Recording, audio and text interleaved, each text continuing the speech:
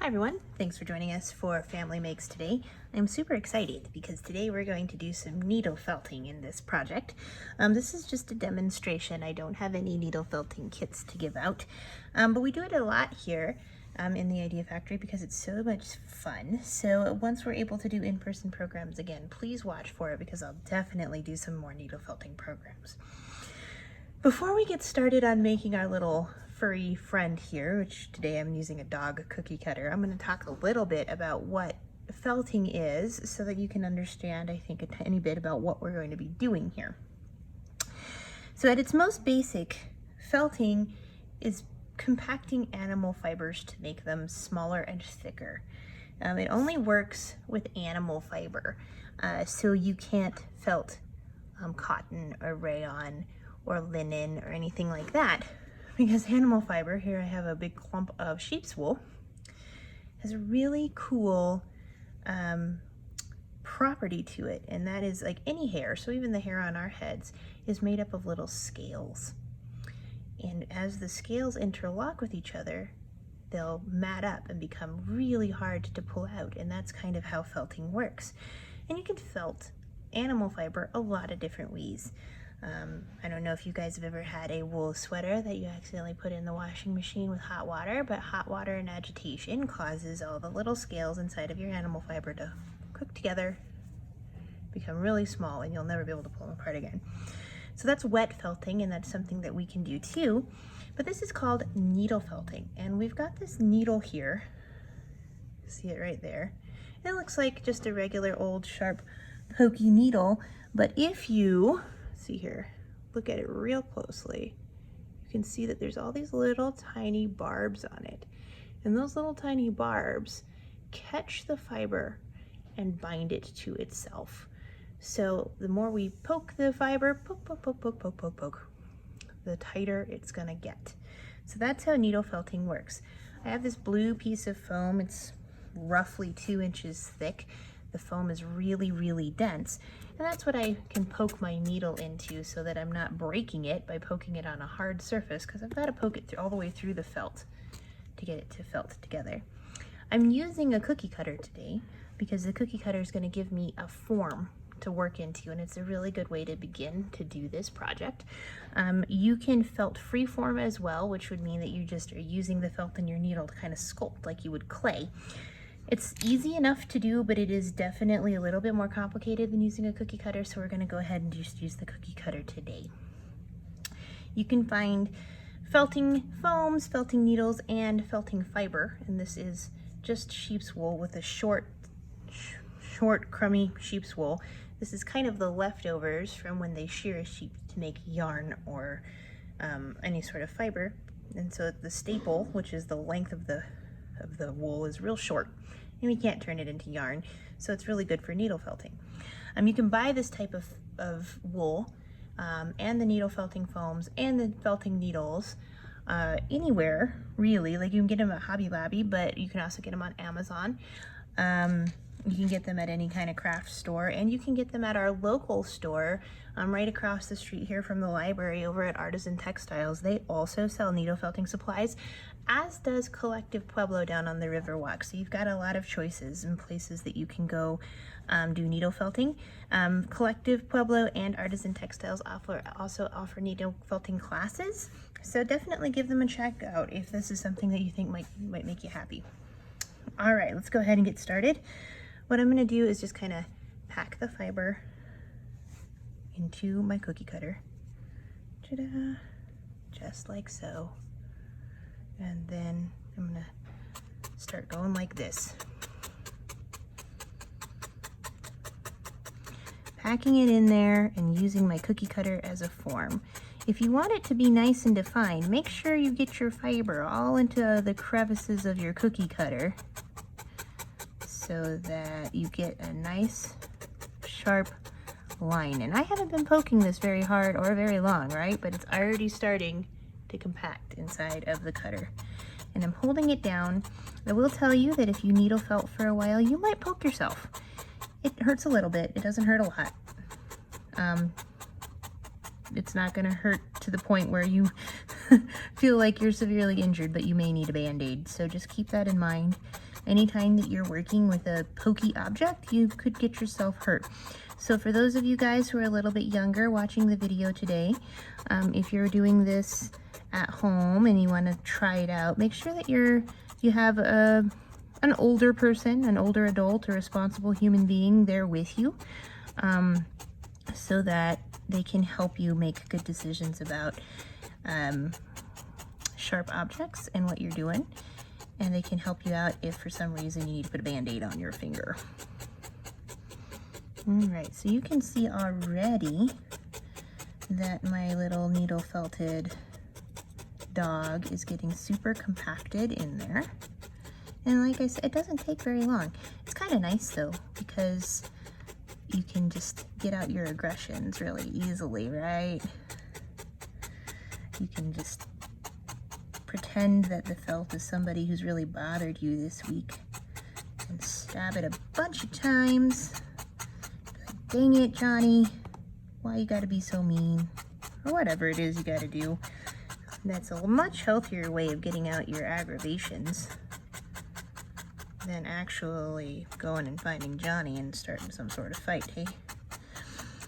Alright, so now I'm working on their head, and I'm going to show you something once I get this all kind of squished down here that's an important thing to know. So as we're poking and stabbing and felting our fibers all together, which is really fun, we are basically getting it completely stuck to the foam underneath us, right? That makes sense. We've been stabbing it with the needle, and the needle's going into the foam, and the needle has a little bit of fiber stuck to it. So yeah, we're definitely sticking it in there. So once we get it into the nice shape we want it to be, and I'm almost here, we're actually going to take the cookie cutter away and pull it up off of the foam and felt the other side. So here we go. For those of you watching far away today, I'm sure that there is a local shop wherever you may be. I know my grandma sometimes watches, and she's in Michigan, and sometimes my friends watch who are in Colorado Springs. I know that there are local shops everywhere that are doing needle felting right now, so just sort of take a little foray onto Google and see if they can tell you, or if not, Amazon, like I said, will do it. So you'll notice that this is all completely nicely inside my cookie cutter. So I'm gonna lift my cookie cutter up, and there's my dog. But it is completely stuck onto my felting foam. So I'm gonna very carefully pull it up. There's my dog. I'm gonna turn him over, and I'm gonna felt him on the other side. So this is not very thick. You can make it as thick as you want to. The reason I'm not making it very thick is just for for brevity for the video, so that it takes a lot less time than you would normally put. And if you're concerned about it not fitting into your cookie cutter properly, turn your cookie cutter over and you'll be able to felt. Ouch, got myself. See, that happens. Little blood, no big deal. Moving on. You'll be able to continue to have that nice mold. Here we go.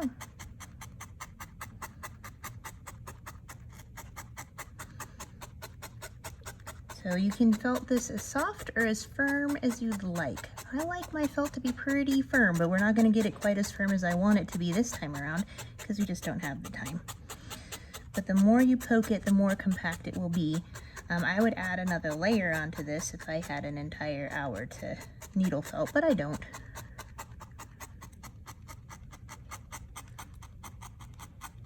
And here we go. So this guy's almost firm enough for me to peel it off of the foam again and then start adding some details. Okay, so here he goes, we'll peel him off. It's a little easier to peel off this time. So there's our doggy shape. Ta-da! And so what I'm gonna do is I'm gonna add a nose. So I have some black fiber and some pink fiber. I think I'm gonna make my dog's nose black today. Now you can get this fiber in any color under the rainbow, truthfully. You don't have to just get any just dog colored fiber. It comes in every color you could want it to come into. So here's how I'm going to do the ball, the nose. I'm going to make a little ball, see, just like that. And by rubbing it in my hand, the heat and natural oils from my hand and the friction of my fingers is going to actually start this felting.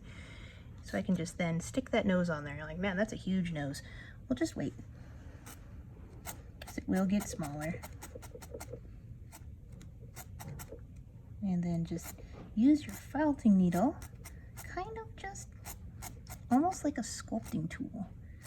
Pin it around and make a little nose for your dog. So there might go. My dog has a nose now. And I will tell you, this is 100% animal fiber because that's the only thing that felts. If you have animals at home, like a cat or a dog, like I do, I have a couple of each, they will think that this is absolutely delicious. And they may try to eat it, just as an FYI. So I'm making a little eyeball here. So again, I've rolled a ball in my hand, so there's some friction, and I'm gonna give my dog an eyeball. Okay. Oh. It's the fine work that I often poke myself on, so it's really odd that I poked myself doing the big felting. You can even buy at the store kits that allow you to hold more than one needle at once. And that's really nice for the big felting because the more needles you can put in your felting, the quicker it's gonna felt. Okay, so now my doggy, he has an eyeball. And I probably need to define his ear somehow. So I'm gonna go ahead and take more fiber, and this time I'm gonna roll it kind of flat, almost like Play-Doh, so I can get like a strip. Oh, I kind of messed that up, here we go. Okay, so I've got a strip. I'm gonna just kind of put that strip like that. Okay, this is gonna make more sense once I start. So I'm using my needle to direct the strip where I want it to go, and then I'm felting it in.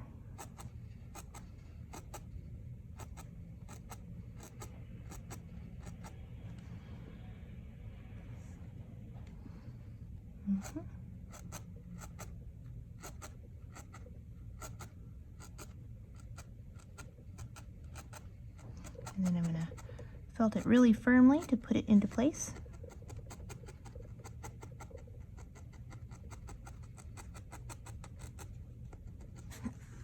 Now my dog has an ear. Aha. Awesome. I think last but not least, I might want to give my dog a little collar. So I'm going to go and get some blue felt, and we'll make my dog a collar. Same way we did the ear. So I'll take a strip and roll it out, almost just like clay. Lay it across there. And this part, even don't worry about that. We'll take that off later. The one thing you don't want to do when you're needle felting, if at all possible, is cut it. Because we need the fibers to stay long and rough so that it'll stick. Because if you cut it, you're going to have a really sharp, blunt end to your fibers, and that does not make for good felting. So, just as an FYI, do not cut your fiber unless you absolutely have to, like you just can't pull it apart, or there's just a weird thing that you're not able to get off any other way. This one I'll just turn around and tuck it around the back side and felt it in there, see?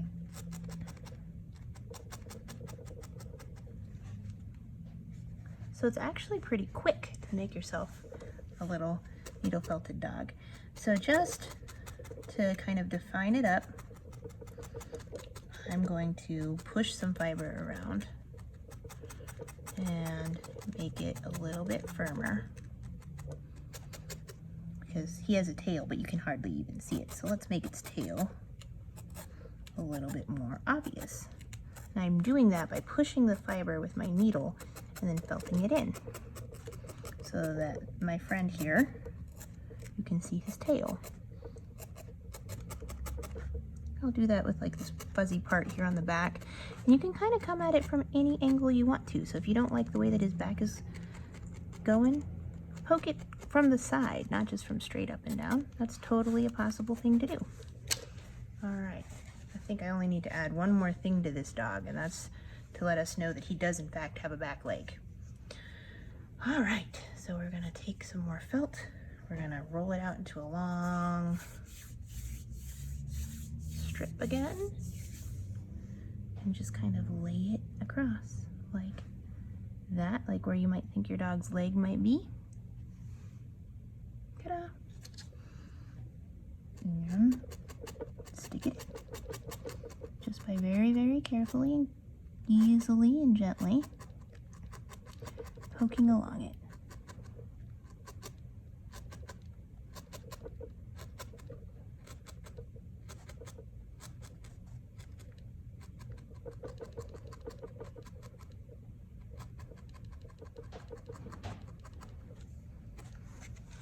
Turn it over. I'm just going to tuck that guy back in the back just like I did the collar.